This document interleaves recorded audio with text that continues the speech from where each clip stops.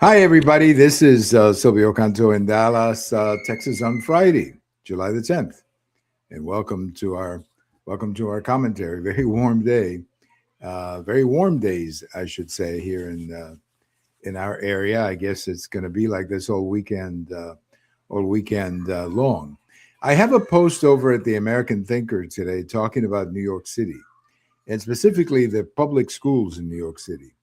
A report came out that is honestly embarrassing for the Department of Education or the whatever they call it in New York City or New York. I mean, something like 42% of the kids are not reading at the grade level they're supposed to be in. And it's just a disaster. I mean, they keep spending more and more money and they get absolutely less and less results for all that money they're investing. I mean, they have kids graduating who cannot read, or even if they're not graduating at whatever level they're in, they're not reading at that level. And you have to wonder, why is that? Why is that tolerated? I mean, it's just not political. I mean, I've never seen this issue as a ideological or political issue. I simply see it as a matter of education. I mean, you don't want to send these kids out to the real world. They can't even read at the level that they're in. So the government of New York, the usual response is, well, we need to spend more money, or it's always somebody's fault. It's always somebody's fault. It's never the fault of the government. It's never the fault of the bureaucracy. It's never the fault of the teachers union behind all of this. It's always the fault of somebody else. And so you end up with a situation where these kids are not ready for the real world when they graduate. And how can we, I mean, how can the people running these schools, how can the people running these local education departments even keep their jobs? You would think that, I mean, if you have any other business in the country, any other enterprise in the country running itself like this with these kinds of results, there'd be some people losing their jobs. There'd be some people, you know, as they say, heads would roll. But apparently not in public education in New York City. Nothing's changed. And the cost per student is horrific. It's one of the highest in the country. And yet the results are what they are. So I don't know what the solution is. I guess as long as these, Democrats like Mandani keep running the city, there's not going to be any solution because the teachers union is running everything. But I mean, you would think that at some point they care about the parents. Now, I do know a family, and I mentioned this in the post. I know a family in New York City who the mom had to get an extra job just to send their kids to Catholic school because they wanted to make sure that they go to a school where at least they can read at the level they graduate. And what a tremendous indictment that is of our public school system, that parents have to get another job so that their kids can graduate in functional schools. So, as I say, I don't see much hope for New York City as long as they keep voting the way they do, because it is really related to the Democrats in the sense that the teachers union has so much influence on the Democrats that there isn't a single Democrat with the guts to say, no, we have to think about the kids first, not the bureaucrats. But so nothing's going to change, unfortunately, in New York City. These results are not going to change. I hope they do, but they probably won't. Again, because of the influence of the teachers union and whatever else in these bureaucracies in New York City running these schools. And it's a shame because who are the losers here? The parents, the kids. They're the ones who are losing in all of this.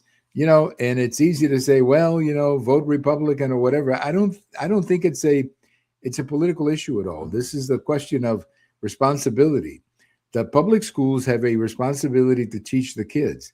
And if they're not doing, you got to get different people or you have to get a different approach.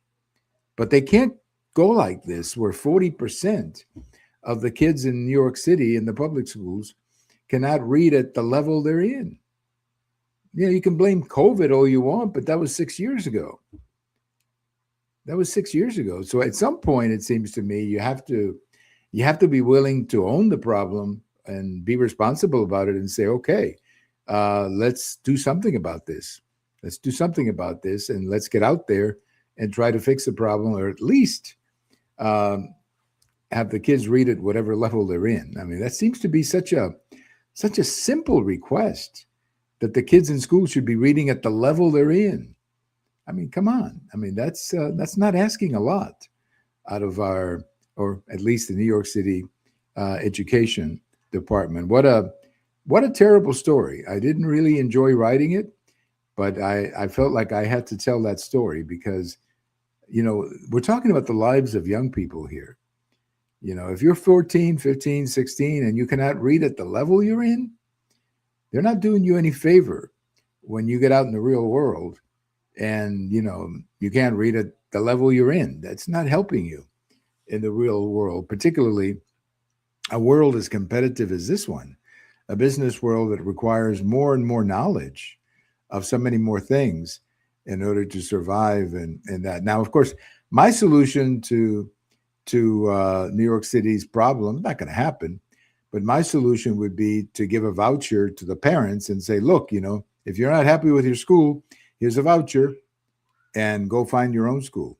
I think that's the only way they're going to be forced to change when they begin to close schools because the parents are taking their money and putting that money and their kids in a different school. I think that's the only solution. You have to basically just starve them to death financially. That is, starve to death the public schools and give the money to the parents and let the parents select an alternative school. But what a shame to have all those kids graduating or those kids functioning and can't even read at the level they're in, at the grade level that they're in.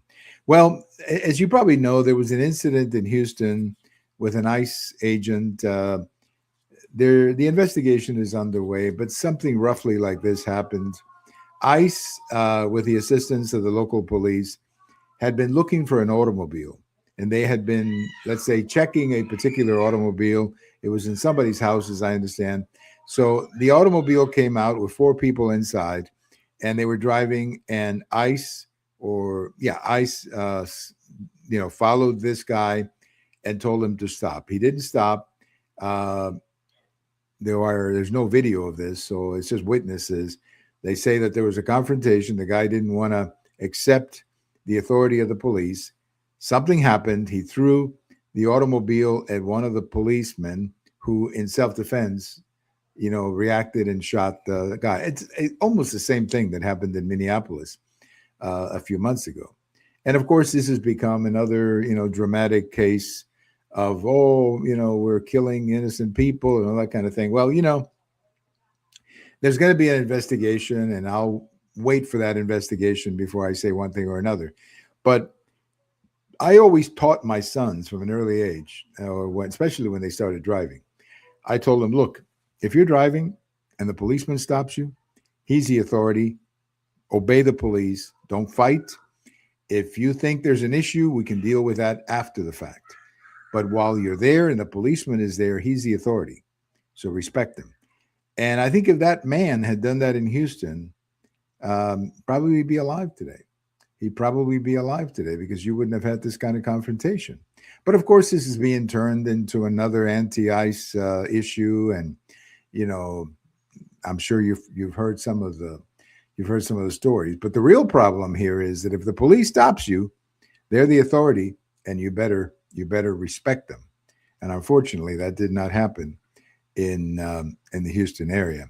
Well, just a quick note on this day in history. I always, this was one of my favorite. I have many favorite things from history class, but this is one of them, one of my real favorites. And that was the monkey trial they had in Tennessee back in 1925. They made a movie out of this. Spencer Tracy was the main character in that movie, a main actor. And it was about a teacher in Tennessee who decided to teach evolution. And it created a big mess because they wanted to teach about Adam and Eve, and he wanted to teach about evolution. Anyway, it's a long, complicated story, but it was the trial. I mean, the nation was obsessed with the trial. Eventually, Adam and Eve won in Tennessee, but eventually the Supreme Court overturned it later. But it's gone down as the monkey trial. That's what everybody calls it, the monkey trial. And I don't know if there's a good book about it. but the movie is pretty decent with Spencer Tracy. So if you want to get a quick reading of it or a quick understanding of it, check out the movie. I think it's called Inherit the Wind with Spencer Tracy and the Monkey Trial from 1925 in the state of Tennessee. Thank you for listening. This is Silvio Canto in Dallas, and we'll talk to you later. Bye-bye, everybody.